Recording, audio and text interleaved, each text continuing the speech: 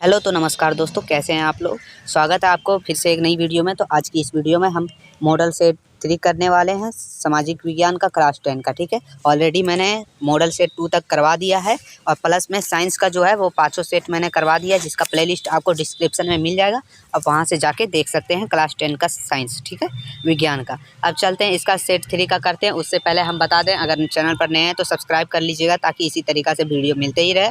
और चलिए, और वीडियो अच्छा लगेगा तो लाइक भी कर दीजिएगा और शेयर कर दीजिएगा। चलिए, पहला क्वेश्चन है मेरा, वियना कांग्रेस 1815 की मेज़बानी किसने की थी। तो वो मेरा किया था ड्यूक मेटरजिक। पहला इसका आंसर हो जाएगा, पहला ऑप्शन 1 ड्यूक मेटरजिक। ठीक है, चलिए पहला क्वेश्चन का ऑप्शन नंबर ए सही है। दूसरा है, जलियांवाला बाग हत्याकांड कब हुआ। तो जलियांवाला बाग हत्याकांड मेरा जो हुआ था वो हुआ था 13 अप्रैल 1919 ईस्वी को।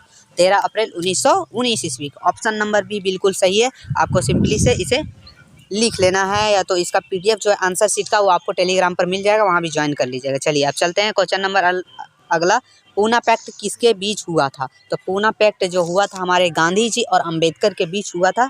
ठीक है, ये आपको ध्यान रखना है। ऑप्शन नंबर ये मेरा सही हो जाएगा। अब चलते हैं अगला क्वेश्चन है, अफ्रीका में रीडर पेस्ट मवेशी प्लेग नामक बीमारी फैली थी। जो चूहा से मरने से जो बीमारी फैली थी मवेशी प्लेग, वो कब फैली थी वही आपको बताना है, अफ्रीका में। ठीक है, तो ये मेरा जो फैला था वो फैला था, देखिए 1819 के दशक में। ठीक है, 1819 के दशक में फैला था अफ्रीका में। ठीक है, चलिए अगला क्वेश्चन है पाँचवा, यूरोप में कागज़ बनाने का पहला कारखाना कहाँ खोला गया था। तो यूरोप में जो कागज़ बनाने का पहला कारखाना इंग्लैंड में खोला गया था। ठीक है, इंग्लैंड में खोला गया था। ये ऑप्शन नंबर ए हो जाएगा। वृहद उत्पादन की नीति अपनाई थी। तो वृहद उत्पादन की नीति किसने अपनाई थी। तो ये है छठा का option number C, Henry Ford ने वृहद उत्पादन की नीति अपनाई थी। अगला क्वेश्चन है, सोड मियाँ पीडामाउंट का शासक कौन था। सोड मियाँ पीडामाउंट का शासक कौन थे उस समय कौन थे। तो ये 7वां का आंसर जो आपका है वो हो जाएगा ऑप्शन नंबर सी, विल्टर इम्यूएल। ठीक है, विल्टर इम्यूएल। ठीक है, ये हो जाएगा ऑप्शन नंबर सी, बिल्कुल सही है। आपको इसको टिक मार लेना है। अगला क्वेश्चन है, वीना कांग्रेस के पश्चात फ्रांस में पुनः किस वंश का शासक स्थापित हुई। तो ये है जो बोल रहा है क्वेश्चन, पहले वीना कांग्रेस के बाद फ्रांस में किस वंश का स्थापना हुई थी। तो 8वां का मेरा आंसर हो जाएगा सी, तो ये है बूबो वंश। ठीक है, सॉरी, बूबो वंश। अगला है, यूनान का एक स्वतंत्र राष्ट्र घोषित किया गया। यूनान को कब एक स्वतंत्र राष्ट्र घोषित किया गया था। तो ये मेरा घोषित किया गया था 1932 ईस्वी को। ठीक है, ऑप्शन नंबर बी, 9वां का ऑप्शन नंबर बी बिल्कुल सही है। ब्रिटिश भारत ने गिरमिटिया श्रमिकों को की व्यवस्था किस वर्ष समाप्त कर दी। कि गिरमिटिया श्रमिकों का व्यवस्था जो है किस वर्ष समाप्त कर दिया था। तो ऑप्शन नंबर 10 का ऑप्शन नंबर बी हो जाएगा, 1921 ईस्वी में। 1921 ईस्वी में इसको बंद कर दिया था गिरमिटिया मजदूर को। ठीक है, चलिए अगला क्वेश्चन की तरफ चलते हैं। अगला क्वेश्चन है, पंजाब में भूमि निस्तीकरण के प्रमुख कारण है। तो पंजाब में भूमि निस्तीकरण का क्या मुख्य कारण है। तो वो मेरा है अति सिंचाई, मतलब ज़्यादा अधिकतर सिंचाई से ये होता है। ऑप्शन नंबर सी इसका आंसर सही हो जाएगा। ठीक है, 11वां का ऑप्शन नंबर सी सही है। अब चलते हैं 12वां, राष्ट्रीय वन नीति के अंतर्गत कितना प्रतिशत भौगोलिक वन क्षेत्र वंचित है। तो इसके राष्ट्रीय वन नीति के अंतर्गत कितना प्रतिशत भौगोलिक वन है। तो ये हो जाएगा आपका ऑप्शन नंबर सी हो जाएगा। ऑप्शन नंबर सी से 33% है।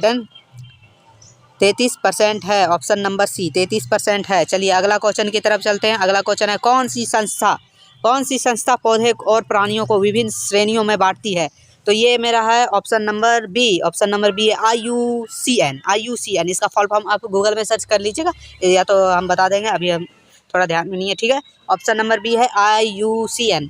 ठीक है, अगला क्वेश्चन है, हीराकुंड बांध किस नदी पर बनी हुई है। तो हीराकुंड जो बांध जो बनी है वो किस नदी पर है। तो वो है हमारा ऑप्शन नंबर बी, महानदी पे हीराकुंड बांध बनी हुई है। चलिए अगला क्वेश्चन है 15वां, निम्न में से कौन प्राचीन जल संग्रहण तकनीक नहीं है। मतलब प्राचीन जो अभी पुराना नहीं है। तो वो देखिए, ये ऑप्शन 15 का ऑप्शन नंबर सी हो जाएगा, बहुउद्देशीय बांध। क्योंकि बहुत पहले ये नहीं था, बहुउद्देशीय बांध नहीं बनाया जाता था। ठीक है, रेशम कीट पालन क्या कहलाता है।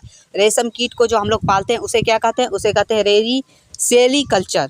सेरीकल्चर, ठीक है। ऑप्शन नंबर ए, 16वां का ऑप्शन नंबर ए बिल्कुल सही है। तो चलिए अगला क्वेश्चन 17वां की तरफ चलते हैं। 17वां क्वेश्चन बोल रहा है वह प्राकृतिक समरूप तक जिनकी एक निश्चित आंतरिक संरचना है कहलाती है, क्या कहलाती है? तो ये है मेरा 17वां का ऑप्शन नंबर ए, खनिज कहलाती है, ठीक है। ऑप्शन नंबर ए खनिज कहलाती है। चलिए अगला क्वेश्चन है 18वां, वस्त्र, चीनी तथा वनस्पति तेल जो कृषि से अपना कच्चा माल तैयार करते हैं कहलाते हैं।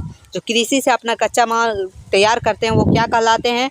तो ये है 18वां का ऑप्शन नंबर सी हो जाएगा, कृषि उद्योग, कृषि आधारित उद्योग। देखिए यहीं आपको दिखा रहा है कृषि से अपना कच्चा माल तैयार करते हैं तो कृषि आधारित उद्योग है ना। चलिए अच्छी बात है। अगला क्वेश्चन है दो देशों के मध्य व्यापार को क्या कहते हैं? तो दो देशों के बीच जो व्यापार किया जाता है उसे कहा जाता है अंतर्राष्ट्रीय व्यापार। ऑप्शन नंबर बी बिल्कुल सही है। 19वां का ऑप्शन नंबर भी बिल्कुल सही है। अगला है भारत का सबसे प्राचीन कृत्रिम बंदरगाह है। तो भारत का सबसे प्राचीन कृत्रिम बंदरगाह कहाँ है? तो वो है मेरा चेन्नई पतन है। ऑप्शन नंबर बी, 20वां का ऑप्शन नंबर बी सही हो जाएगा। अगला है 21वां, 1970 से 1993 के बीच बेल्जियम से संविधान में कितने बार संशोधन किए गया? तो कितना बार किया गया था? तो ये है मेरा 4 बार किया गया था। कितना बार? 4 बार। ऑप्शन नंबर सी इसका आंसर सही हो जाएगा 21वां का। अब चलते हैं अगला क्वेश्चन जो है मेरा 22वां, चलते हैं उसके तरफ। वो पूछ रहा है सत्ता के क्षैतिज वितरण से क्या तात्पर्य है? क्षैतिज वितरण से क्या तात्पर्य है सत्ता का? तो इसका है, देखिए इसका क्षैतिज है तो ये मेरा आंसर हो जाएगा ऑप्शन नंबर सी, कार्यपालिका, विधायिका, न्यायपालिका, ठीक है। कार्यपालिका, विधायिका, न्यायपालिका, ऑप्शन नंबर सी हो जाएगा। राज्य पुनर्गठन आयोग के रिपोर्ट कब लागू की गई थी? राज्य पुनर्गठन आयोग की रिपोर्ट जो है वो तैयार की गई थी 1956 ईस्वी में। कब की गई थी? 1956 ईस्वी में। ऑप्शन नंबर बी सही हो जाएगा बिल्कुल। अब चलते हैं अगला क्वेश्चन 24वां, भारत में राजनीतिक दल को मान्यता कौन देता है? तो भारत में राजनीतिक दल को मान्यता देने वाला है चुनाव आयोग। ऑप्शन नंबर सी इसका भी आपका सही हो जाएगा, ठीक है। अब अगला क्वेश्चन 25वां क्वेश्चन की तरफ चलते हैं। ऐसी सरकार जो एक से ज़्यादा राजनीतिक दलों से मिलकर बनती है क्या कहलाती है? तो आप एक से ज़्यादा मिलकर बनती है तो उसे कहते हैं संगठन सरकार, गठबंधन सरकार, ठीक है। ऑप्शन नंबर सी इसका आंसर हो जाएगा। अगला क्वेश्चन की तरफ चलते हैं। अगला क्वेश्चन है 26वां मेरा, कौन सा तारीख किस लोकतांत्रिक में राजनीतिक सुधार लड़ने के लिए बेहतर ये है, ठीक है। तो ये है सुधार के लिए कानून बनाना, ये है आपका 26वां का आंसर, ऑप्शन नंबर डी, ठीक है। अब चलते हैं 27वां क्वेश्चन, बेलीबिया के जल युद्ध किसके खिलाफ था? तो बेलीबिया के जल युद्ध किसके खिलाफ था? तो वो था, ऑप्शन नंबर हो जाएगा मेरा 27वां का ऑप्शन नंबर ए हो जाएगा, पानी के निजीकरण के खिलाफ।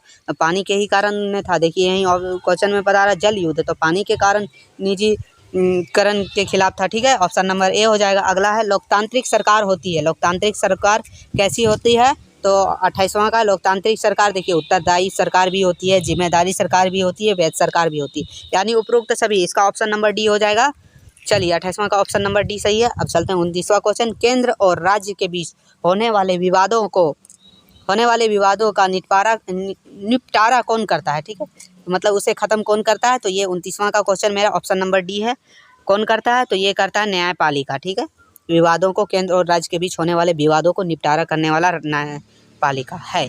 चलिए अगला क्वेश्चन है 30वां, भारतीय संविधान में अनुसूचित भाषाओं की संख्या कितनी है? वो 22 है, ठीक है।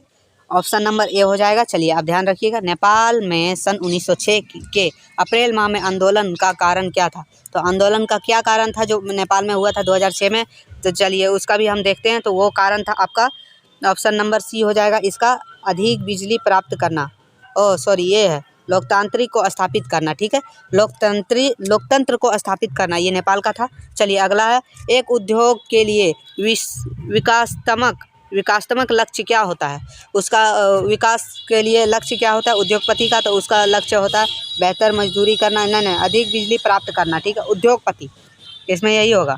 अगला है 33वां, सामान्यतः किस देश का विकास किस आधार पर निर्धारित किया जाता है? तो प्रति व्यक्ति आय पर भी किया जाता है। इसका आंसर सीधे ऑप्शन नंबर डी हो जाएगा, इनमें से सभी, ठीक है। अगला क्वेश्चन है 34वां, जो प्राकृतिक उत्पादों को विनिमय के माध्यम से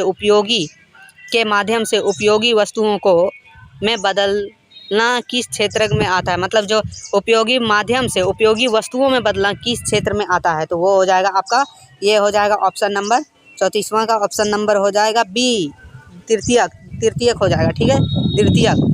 जीडीपी का मतलब है, जीडीपी का क्या मतलब है, तो ये मेरा है 35वां का, ये है ऑप्शन नंबर बी, सकल घरेलू उत्पाद, सकल घरेलू उत्पाद। अच्छा ठीक है, अगला है मृदा के निम्नलिखित में क्या काम है, मृदा का, मिट्टी का क्या काम है, तो मिट्टी का काम है, देखिए उपरोक्त सभी हो जाएगा इसमें। ठीक है, ऑप्शन नंबर डी। चलिए ऑप्शन नंबर डी। चलिए अब चलते हैं क्वेश्चन आगे, क्वेश्चन की तरफ। 37वां क्वेश्चन जो है, आय और उपयोग का अंतर कहलाता है, आय और उपयोग का अंतर क्या कहलाता है, बचत, इसका हो जाएगा बचत। ठीक है, ऑप्शन नंबर ए। चलिए अगला क्वेश्चन, विश्व व्यापार संगठन WTO के प्रमुख कार्य क्या है, तो उसका प्रमुख कार्य क्या है, इसका होगा उपरोक्त सभी। 38वां का उपरोक्त सभी, ऑप्शन नंबर डी। ठीक है, चलिए 39वां क्वेश्चन है, वह संगठन जो राष्ट्रीय स्तर पर उत्पादकों के मानक तय करता है वह कहलाता है ISO, ISO option number C हो जाएगा। ठीक है, अगला है, शब्द खरीदते समय हमें कौन सा निशान देखना चाहिए, तो शब्द जब भी खरीदते आपको एक मार्क देखना चाहिए, एक मार्क निशान उसमें रहना चाहिए। ठीक है, अब चलिए इसमें 41 क्वेश्चन है, तो 41वां जो क्वेश्चन है वो है, वैश्वीकरण से देश के बीच निम्नलिखित से तीव्र गति होती है, तो क्या होती है, उपरोक्त सभी, इसका आंसर हो जाएगा 41वां का उपरोक्त सभी। ठीक है, ये तो आपको जो भी है 40-41 क्वेश्चन ये पूरा करवा दिया गया है, यानी सेट 3 आपका पूरा तरह से कंप्लीट हो चुका है सामाजिक विज्ञान का से ऑब्जेक्टिव क्वेश्चन का। तो सेट 4 भी बहुत जल्दी होगा। तो वीडियो थोड़ा सा भी हेल्पफुल लगा हो तो चैनल को सब्सक्राइब करके बेल आइकन को दबाना ना भूले। फिर मिलते हैं आगे की वीडियो में, तब तक के लिए